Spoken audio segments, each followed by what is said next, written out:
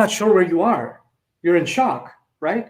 And then when you wake up, everything looks like a nightmare because the sky is torn, the oceans are boiling over, and you just woke up from your grave after thousands of years of sleep.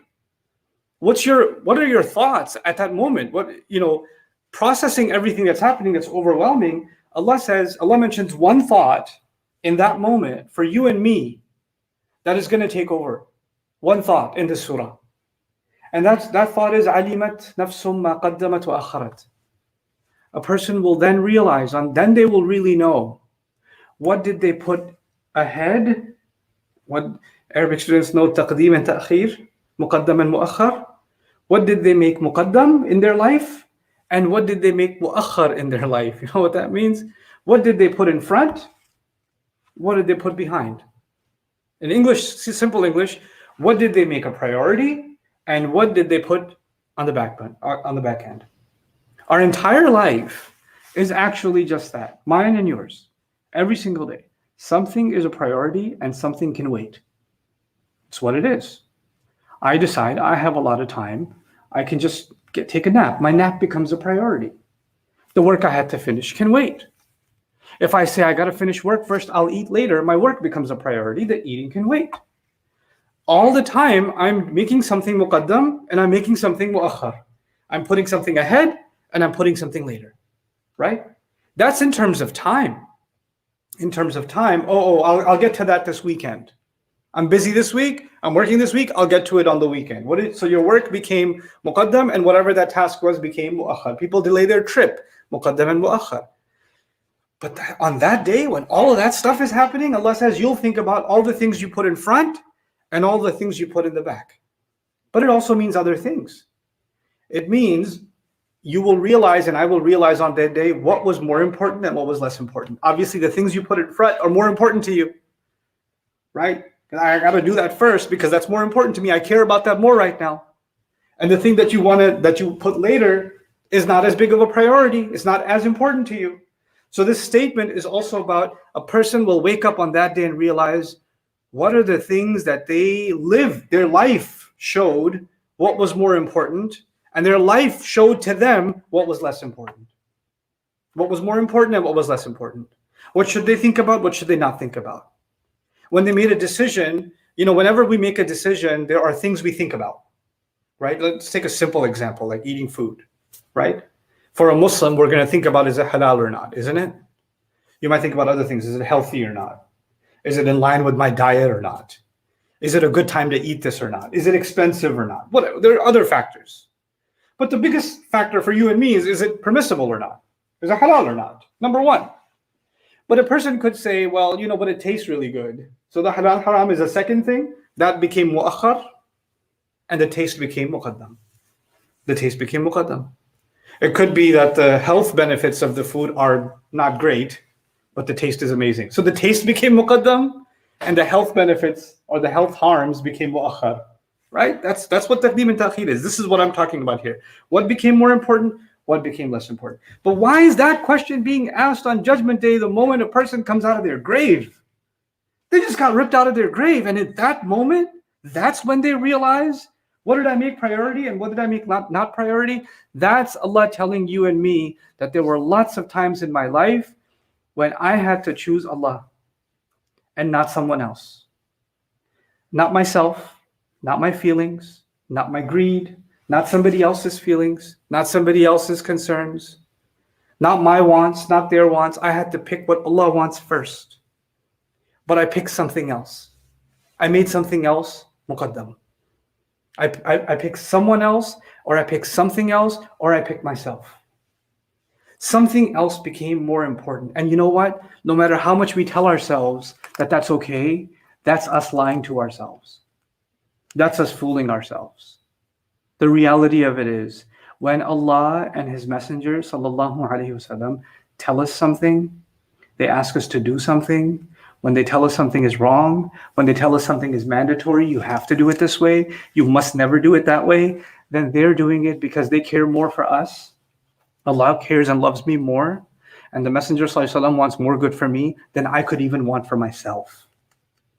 Rasul ﷺ would describe himself as somebody who is trying to take, moth and flies, when they see light, what do? They run into it. They run into a fire, and he's trying to push them away, right? People get those mosquito traps that are illuminated, and you hear a snap or an electric shock every time another one hits it, right? This is our Prophet ﷺ. And people were like those bugs that are so drawn into it, and when we're shooed away, you're like, why are you wanting me to stop from everything? Why are you making my life hard? Why are you being so hard on me? Why can't you just let me burn? That's how we see it, because we're so deluded by what we think is the priority. What we think is the priority.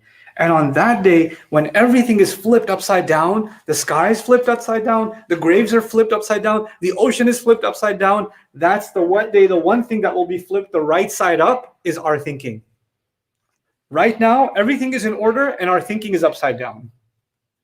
And on Judgment Day, everything will be upside down and our thinking will be reoriented correctly. Now I know what the real priorities were. What did I make priority? What did I put on the side? And this is not the ayah that I wanted to talk about in the khutbah today. The ayah I wanted to talk about is this next one. Ya ayyuhal insan, ma gharraka bi rabbikal kareem. Human. Ya ayyuhal insan. Human. The speaker here is Allah himself. Allah is saying this to us. Another way you can think about it is when Judgment Day comes and you realize what your priorities were and what they should have been, what came forward, what went in the back seat, how you easily forgot who your Rabb is, so easily you let go. It makes sense at that time to talk to yourself and say, you forgetful creature.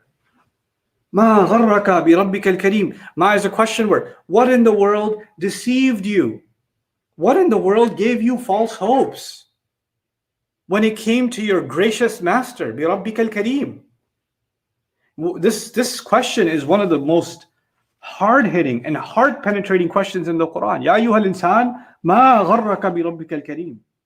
Like, if you don't memorize a lot of Quran or you don't know a lot of Quran, if you want to just write something on your fridge and just think about it every day, put this one on the fridge. Ya ayyuhal insan, ma gharraka bi rabbikal kareem. Let's dig into what these words are. Gharra in Arabic, I translate it as deceived. Ibn Ashur in his tafsir says, Al-itma'u bima yatawahhamuhu al-maghrur naf'an wa huwa dar. He says when a person puts their hopes and their thoughts into something that they're deceived by, thinking that it will bring good to them. They'll feel good because of it. They'll be okay because of it. They'll be safer because of it. They'll be happy because of it. They'll be at peace because of it. And all of that's wrong. It's actually harmful. They are convinced that it's all the good things they want. They're convinced themselves of that. But it's actually harmful. That's ghurur. What does that word tell you? That there are lots of things in life that are very attractive, that we want, that our heart feels towards. But our heart is lying to us. Our heart doesn't have information. Our heart has feelings. It doesn't have reality. It just says, wow. So our heart needs guidance because our heart is blind. It just sees something it wants, it's drawn towards it. It sees something else it wants, it's drawn toward that. It's the longing inside it. What it's missing, it wants to fill it. And Allah, from His revelation, gives vision to this heart. It lets it see. It lets it think. It lets it think. Know what you want. Your feeling is good, but the direction you're putting it in is not good. Your feeling is something I put in you. The thing you want, you're supposed to want it. But the way you're going about it, you're deluding yourself that that's going to bring you peace. And the way He wants you to do it is the way He spelled things out. This is the halal way. This is the way to avoid haram. And when He wants us to avoid haram, it's only because we're going to hurt ourselves if we go the haram way. Not anybody else. Or the first victim of it is going to be ourselves.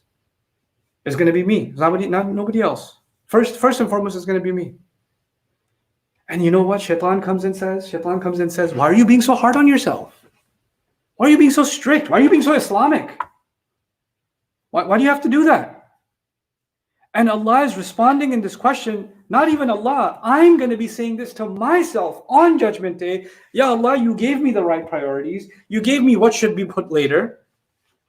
And I didn't listen to you because I kept forgetting who you really are. First of all, I got deceived by the wrong things. And second of all, I forgot who you are to me. Bi rabbikal kareem. What deceived you from your gracious master, your Kareem master. Kareem in Arabic, it's so interesting, such a beautiful, interesting word. It's associated with things that are the most beautiful and noble and desirable. So a horse that had the most silky mane and had the most beautiful, texture and, healthy body, like the Arabian horse, the ultimate Arabian horse, was karam also to them, right? So this word is associated with treasures. It's associated with a golden, beads, necklaces, that's made up of expensive gold. That's also called karm and kirm. The word, it was associated with all things nice, all things noble, all things high class, all things quality. And then by extension, the word started getting used for generosity. So it was describing the Prophet ﷺ, Kareemun ibn Kareem, right? And so on. A noble one, son of a noble one, son of a noble one, right? Noble meaning he's going to be generous with us. He's going to be gracious with us. Allah himself is so noble and so gracious and so generous that we forget him and he treats us with kindness anyway. Then we make something else a priority and he gives us kindness anyway. And we humiliate his rules and his regulations in our life. We act as if they don't exist. We act as if they don't matter. And he doesn't humiliate us in return. He still treats us with dignity. He still keeps clothes on our back. He still doesn't humiliate us in front of humanity. He doesn't do that. He keeps treating us with karam. He's Kareem to me. And he's always been that way. I don't return the favor at all. I don't even begin to. I keep forgetting. I keep dismissing him and dismissing what he says. I don't think twice about it. I just assume that Allah will give and Allah will give and Allah will give. He's been taking care of me all this time, so he understands. It's okay. But on that day, I'm not going to be saying Allah understands. On that day, I'm going to be saying, what have I made? I made the wrong priorities. عَلِمَتْ نَفْسٌ مَا قَدَّمَتْ وَأَخَّرَتْ. Human being, what deceived you from your gracious man? And then what's the description of his grace? الَّذِي خَلَقَكَ فَسَوَّاكَ فَعَدَلَكَ فِي أَيِّ صُورَةٍ مَا شَاءَ رَكَّبَكَ. The one who created you, the one who made you balanced so you can walk on 2 feet. He made you able to distinguish between right and wrong. He balanced you as a human being. He made you a thinking creature. فَسَوَّاكَ. He perfected your form, made you balanced and just and fair. And any shape he wanted, he took you through phases in life. Those were his design. But in all of them, every single time, every phase Allah put you through, every adventure he put you through, every difficulty he put me through, every trial he put me through, every experience he put me through, all the people that came into my life, all the people that left my life, every one of them was Allah taking me through a journey. And in every one of them, I had to see what's my priority and what's not. Sometimes we forget about Allah and a person becomes our priority. Sometimes you forget about Allah, ourselves become a priority. We so easily forget over and over and over again. This is the last thing I'll share with you about. And if he keeps this up, then the students feel like there are no consequences for their behavior, for their disrespectful attitude, for their dismissal of the teacher's instructions. None of what he says has any value because he is so kind, because he's so nice. There's another teacher who's an authoritarian. The moment you even see them coming down the hallway, you are sitting straight in your chair like the Jama'ah Salah started and you're standing, not even looking around. Because there's a different attitude. When someone's authoritarian, you get shivers up your spine. There's a different attitude. But when that teacher's gone and the other teacher's come, now I can relax because he's Kareem. You know what Allah is saying in this ayah? Allah has been Kareem to you. Do you think that means you get to act like that?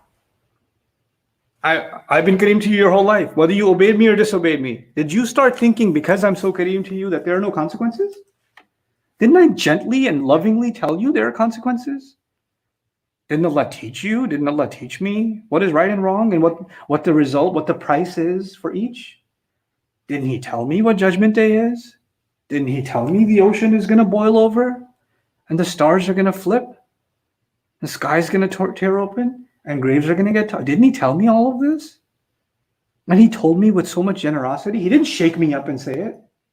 But a time will come when that happens, then Ya ayyuhal insan, human, what has deceived you? What deceived you? When you say what deceived you, gharraka, past tense, gharra like nasara, past tense.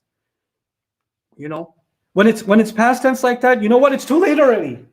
But we're not reading this on Judgment Day. We're reading this right now. We're listening to this right now.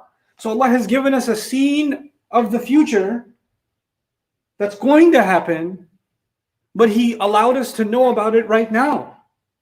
So if you had a vision of the future, that a day is coming where I will realize what my priorities were supposed to be, and I didn't make the right choices, and then I'm going to be told, what deceived you from your gracious master? And then I wake up and realize it hasn't happened yet. I'm here. I'm right now.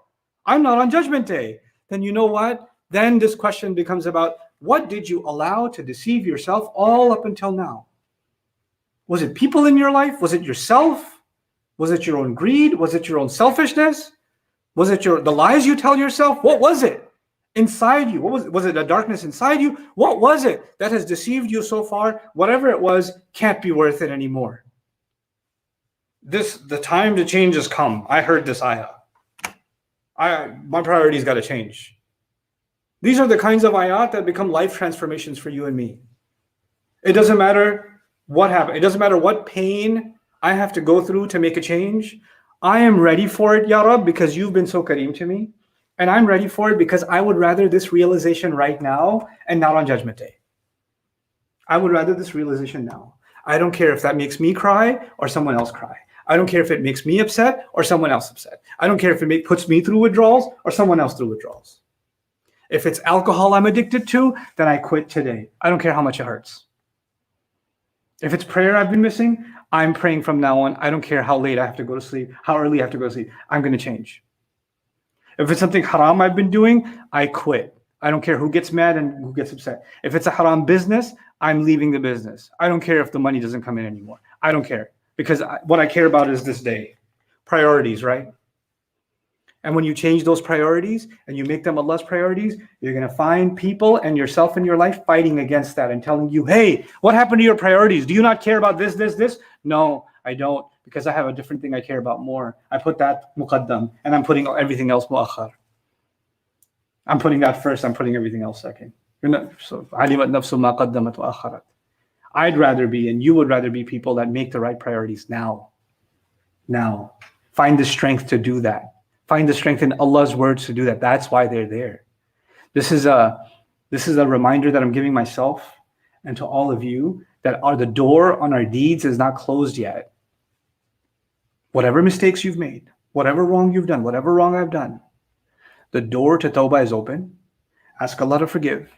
But not just ask Allah to forgive. Make a real change. A real change. Show Allah and show yourself what your priorities really are. You have no one to prove anything to. Doesn't matter who calls you what.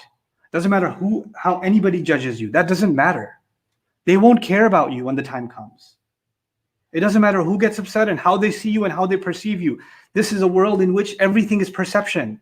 The only perception that matters is how you see yourself and how Allah sees you. When that becomes clear to you, then you're ready for this change.